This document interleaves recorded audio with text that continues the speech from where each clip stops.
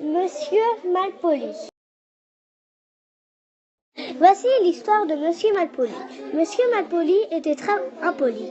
Il était mais extrêmement impoli. Il était malpoli avec tout le monde. Alors, bien sûr, à Grandeville, la ville où il habitait, il n'y avait pas d'amis pour pas un seul. Pauvre Monsieur Malpoli, disaient les gens, il est bien à plein. Monsieur Malpoli ne se contentait pas d'être malpoli. Il était riche, très riche, l'un des plus riches du monde, et peut-être même le plus riche. Il avait la plus grande, la plus longue limousine de Grandeville.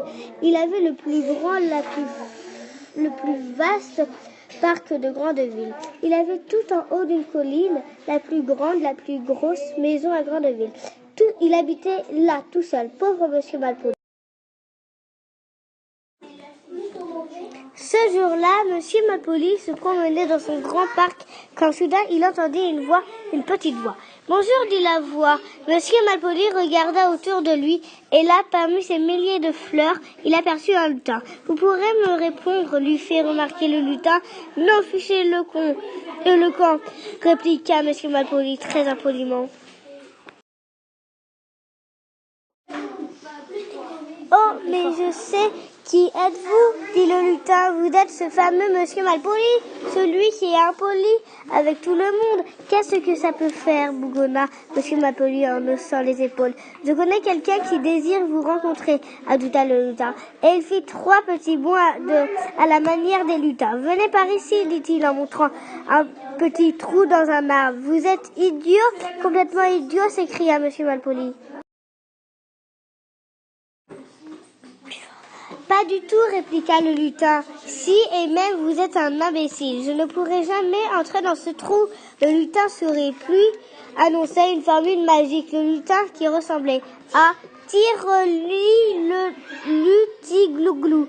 Alors Monsieur Malpoli se mit à rapetisser. Encore et encore, et bientôt il ne fut pas plus haut que le lutin. « Rendez-moi ma taille normale » hurla Monsieur Malpoli, fou de rage. « Certainement pas » répliqua le lutin avec un sourire. Sur ces mots, le lutin se glissa à l'intérieur de l'arbre. Monsieur Malpoli, ne sachant que faire, le suivit. Dans le tronc, il y avait un escalier qui n'en finissait pas de descendre. Sais-tu où il menait au royaume des lutins ? Je veux voir immédiatement votre chef, cria Monsieur Malpoli en tapant du pied. Ne vous inquiétez pas, vous le verrez, répondit le lutin. Il conduisit Monsieur Malpoli le long des rues du royaume des lutins. Enfin, ils arrivèrent dans un palais qui va là, demandait le lutin sentinelle. Monsieur Malpoli et moi-même, dit le lutin. Ah ah, fit la sentinelle d'un air entendu.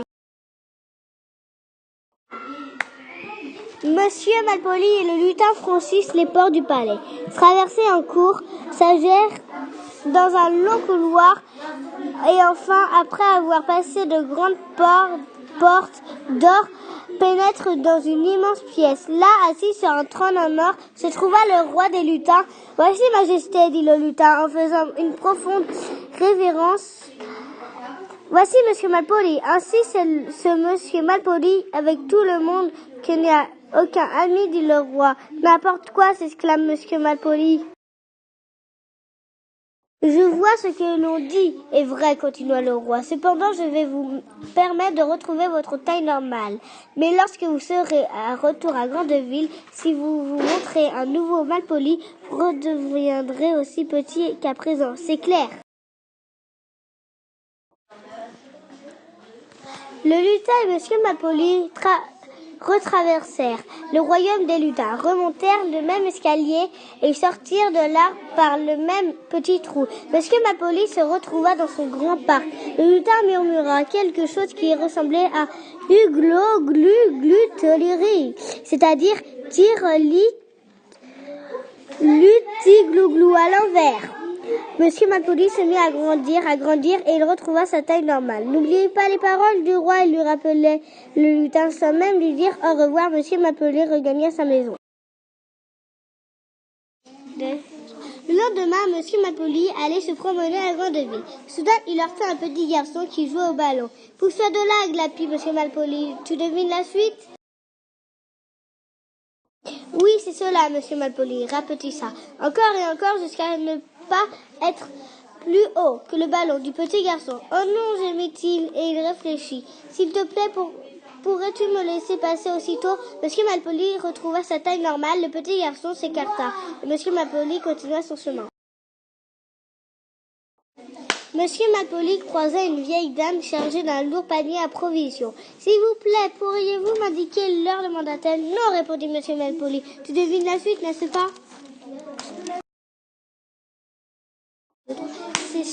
Oui, c'est cela, monsieur Malpoli rapetissa encore et encore. Il devient si petit qu'il aura pu tenir dans le panier de la vieille dame. Oh non, gémit-il, et il réfléchit. Pardon, fit-il, je voulais vous dire, il est 11h25. Aussitôt, monsieur Malpoli retrouva sa taille normale. La vieille dame la remerciait du renseignement et il continua son chemin. Il alla ensuite acheter son journal au coin de la grande rue de Grandeville. Il s'éloigna déjà quand soudain il s'arrêta, il réfléchit et il retourna vers le vendeur. « Merci, lui dit-il. Merci, c'était la première fois que monsieur Malpoli prononçait ce mot. » Le vendeur lui sourit. Un sourire, c'était aussi la première fois qu'en adressant à monsieur Malpoli. Un peu plus loin, un passant demanda à monsieur Malpoli le chemin de la banque. Monsieur Malpoli faillit lui répondre « Fichez-moi la paix », mais il se retient juste à temps et réfléchit et dit « C'est par ici, voulez-vous que je vous accompagne ?»« Merci beaucoup, dit le passant, vous êtes trop aimable. » C'était la première fois qu'on disait à monsieur Malpoli qu'il était aimable. Tout heureux, il sourit.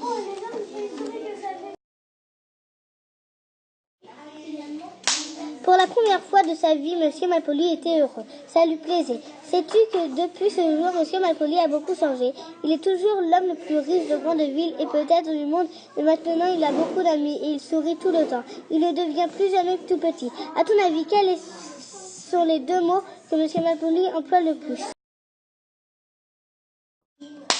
S'il vous plaît et merci. Alors, si jamais tu as envie d'être impoli envers quelqu'un, s'il te plaît, prends garde au lutin et merci d'avoir lu cette histoire.